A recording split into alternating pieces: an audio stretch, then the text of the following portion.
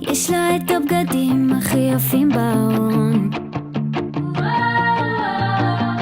יש לה ים חברים, הייתה מלכת התיכון. יש לה הכל ושמעתי אתמול שראו אותך איתה ברחוב, והיא כל כך שונה וכולם בשכונה מספרים שהיא עושה לך טוב, אבל זה לא מזיז לי,